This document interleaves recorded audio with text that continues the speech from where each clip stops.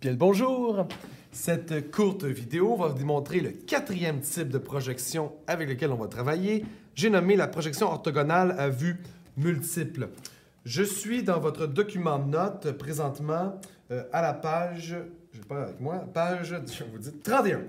Donc à la page 31 et 32, donc vous pouvez suivre avec ce document. Donc, pour faire la projection... En fait, avant de vous parler de comment faire la projection, je vais vous parler des caractéristiques de la projection orthogonale à vue multiple. En passant, ortho, ça veut dire droit. Comme par exemple, dans orthodontie, le but de l'orthodontie, c'est rendre les dents droites. Donc, ortho veut dire droit. Donc, pourquoi ça s'appelle droit? Parce qu'entre autres, il y a beaucoup d'angles droits à l'intérieur donc de ce type de projection.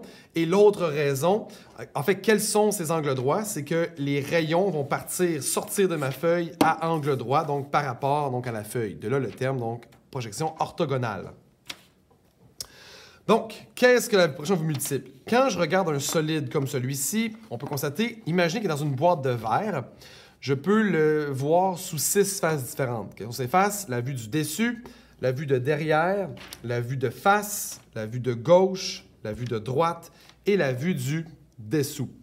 Donc, je pourrais donc dessiner ces 6 vues-là.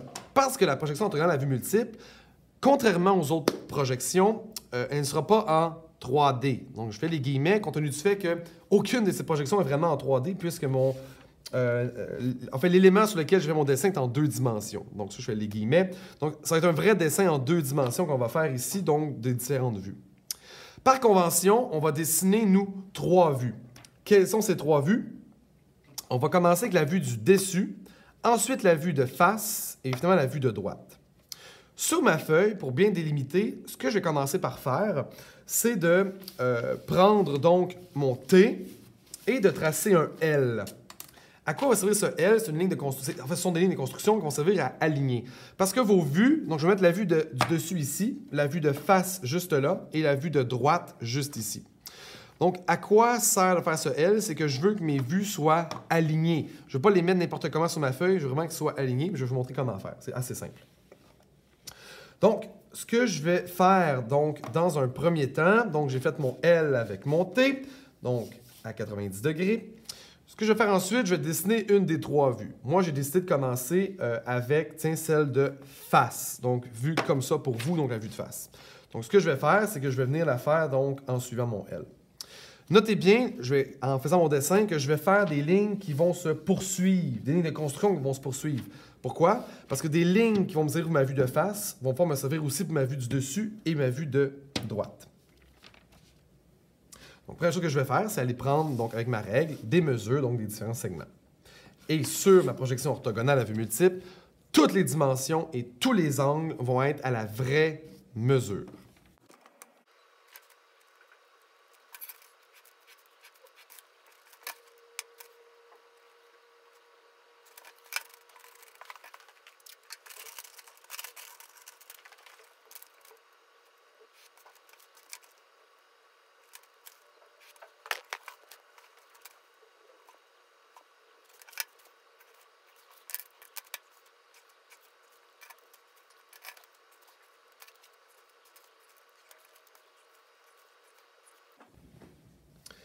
Donc voilà, j'ai complété donc la vue de face, donc toujours en partant de mon L de départ. Donc le coin qui est ici donc correspond au coin de mon L. Donc qu'est-ce qu'on peut voir vue de face? Ben ces 2 solides. Même si lui, plus profondément, quand on regarde vue du dessus, on voit vraiment donc identiquement, donc comme ces 2 morceaux étaient identiques, et je vois mon bloc donc du dessus. Je vais continuer ensuite avec la vue donc du dessus qui va ressembler à ceci. Vous pouvez voir donc que je vais suivre les lignes de construction que j'ai faites plus longues pour pouvoir bien m'aligner.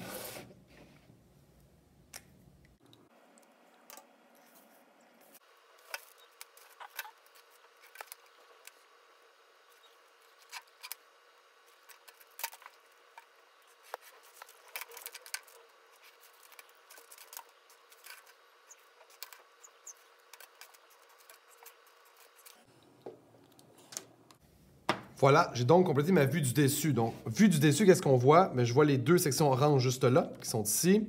Et je vois 2 sections, donc comme 2 rectangles qui sont roses, qui sont donc juste ici. Encore une fois, mes lignes m'ont servi à pouvoir aligner ma vue de face avec celle de la vue de dessus. Je vais ensuite faire la vue de droite. Cette fois-ci, je vais pouvoir aligner à la fois ma vue de face avec ma vue de droite, mais aussi ma vue du dessus. Comment je vais faire ça? Je vais rajouter donc une ligne d'attache. Parce que oui, ce que j'ai fait jusqu'à présent, ce sont des lignes d'attache telles que vous avez vues en cotation. La preuve, je vais partir à 1 mm, donc juste ici. Donc, je pourrais très bien les faire comme ceci. Oups, là, j'ai fait un barbeau, excusez-moi. Donc, comme ceci. Et donc, je constate donc sur mes lignes d'attache que je vais pouvoir faire donc ailleurs également. Pour faire le lien entre la vue de droite, qui va ressembler à... Donc, la vue de droite va ressembler à ceci. Donc, ce que je vais faire, c'est que je veux aligner donc celle-là, mais aussi ma vue du dessus. Comment je vais faire ça? Je vais partir du coin de ma vue de face et je vais faire un segment à 45 degrés. Donc, je vais prendre mon T. Je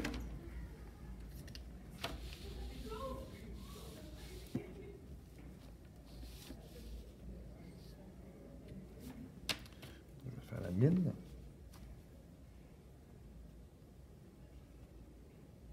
Je me laisse encore une fois 1 mm.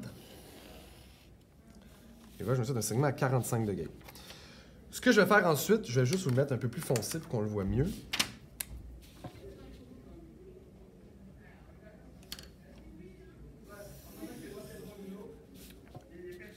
Ce que je vais faire ensuite, je vais mettre celle-là aussi, mes lignes de construction, qu'on a donné mes lignes d'attache un peu plus foncées ici aussi.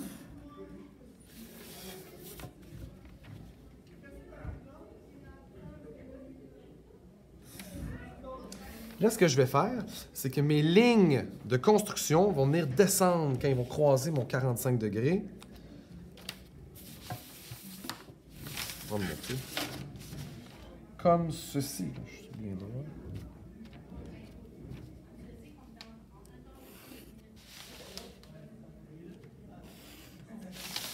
Donc, mes segments, même ma vue dessus, vont pouvoir aller s'aligner avec ma vue donc, de face pour faire la vue de droite.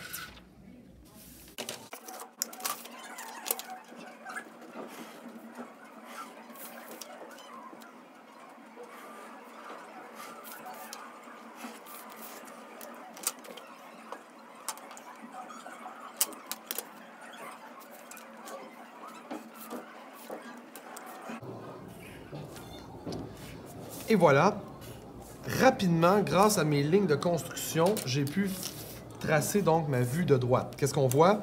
Je vois le bloc jaune qui est juste là, le bloc vert, j'en vois une moitié évidemment cachée en partie par le bloc jaune, mon bloc orange par-dessus et mon bloc rose, donc en deux sections, donc c'est ma vue de droite. Donc dessus, face et droite. On constate un élément, j'ai oublié une ligne de contour cachée, parce que tout ça ce sont des lignes de contour visibles, tout ça ce sont des lignes d'attache. J'ai oublié de faire ma ligne de contour cachée ici. Où est-elle? Je ramène ma vue du dessus, j'ai comme ça. On constate que juste ici, il y a une ligne, donc il y a cette délimitation-là qui n'est pas tracée ici. Où est-ce qu'elle se situe? Je vais faire le même principe, je vais faire une ligne d'attache qui va partir.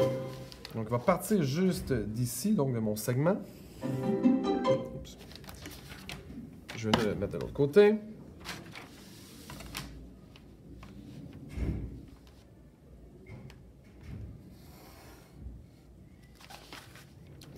Donc, si je le trace, je peux le faire en pointillé. Donc, évidemment, la ligne de contour caché, on l'a fait en pointillé. Donc, comme ceci. Je vais la faire en jaune, pour qu'on le voit. Comme ceci. Donc, quand je regarde vu du dessus comme ceci, il y a une ligne de contour caché qui est donc juste ici, comme ceci. Donc, pour revenir, je peux vous tracer des lignes d'attache un peu plus foncées pour qu'on les voit toutes.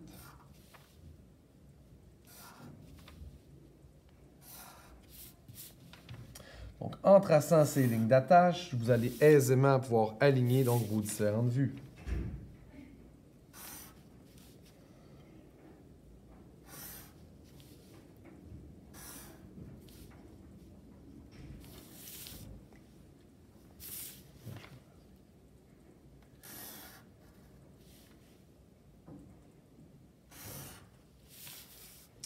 Ainsi de suite. Donc, je pourrais en racheter d'autres, mais on voit un peu le principe. Donc, ainsi j'ai aligné. Donc maintenant, quels sont les avantages et les inconvénients de ma projection orthogonale? Bien, l'avantage le plus flagrant, c'est que c'est en fait seulement cette projection-là que je peux me servir pour fabriquer les pièces, puisque je vois toutes les vraies mesures et tous les vrais angles, ce qui n'est pas le cas des autres projections. L'inconvénient majeur, c'est que, contrairement aux 3 autres projections, où j'ai une idée de la vue d'ensemble de l'objet, dans ce cas-ci, c'est plus difficile de s'imaginer donc à quoi ressemble mon objet, puisque j'ai une vision en 2D plutôt qu'une qui ressemblerait davantage à du 3D avec mes autres projections. Donc, voici pour la projection orthogonale à vue multiple.